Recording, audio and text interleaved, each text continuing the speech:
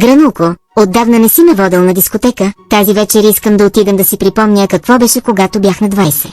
Не, Гранушка, не искам. Не помниш ли последния път какво направи след 13-та чашка уиски, като преби охраната, защото ти беше преместил чашката понавътре към масата, за да не падне?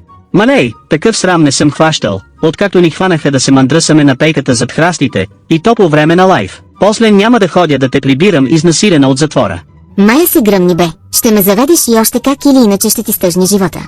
Дано да си изгубиш слуха и зрението, да станеш инвалид, да не те погледне николя като мен, и дано се разболееш с аутизъм, а за черешката на тортата ще изсера едно голямо лайно на гроба ти, ясно ли ти е?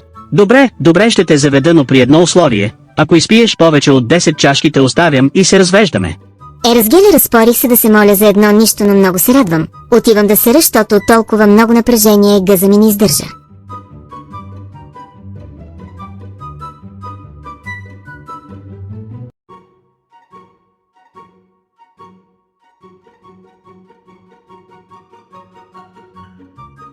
Ох, мале, как ме боли стомаха. Ох, започва се.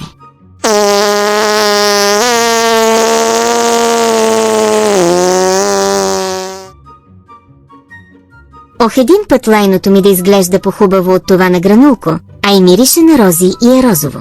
Ох, хайде, време е да се оправям за дискотека. 2000 years later. Хайде бе, тази в мириса на каракуда по зле изглеждаща и от клошар къде се пръкна бе. Ореле, маре, Гранушке, приличаш на мастия, която работи като нелегална проститутка край магистралата на Враца. Май, мълчи бе, още седиш с терлиците на баба ти Гинчи, тия дрехи си ги взел от 10-та употреба и целите са напикани, парализирана хлебарка, умирай бе. Добре, хайде да тръгваме, че стана никое време.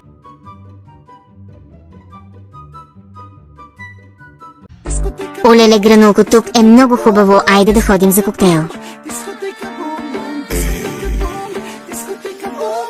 Ох, тук е много хубаво, оле, ще пускат любимата ми песен, нямам търпение. И обеква е тея, отивам да я разкарам. Бегай от тука. Не. Сега ще ви изпея една много хубава скандална чалга. Степ ми е най-добре, без значение къде, дали у вас или у нас. Давай газ, знай, че моето сърце не ще ме предаде, силно ще те заболи. Айде пак се излага, край, развеждаме се. Най-добре, без значение къде, дали у вас или у нас. Давай газ.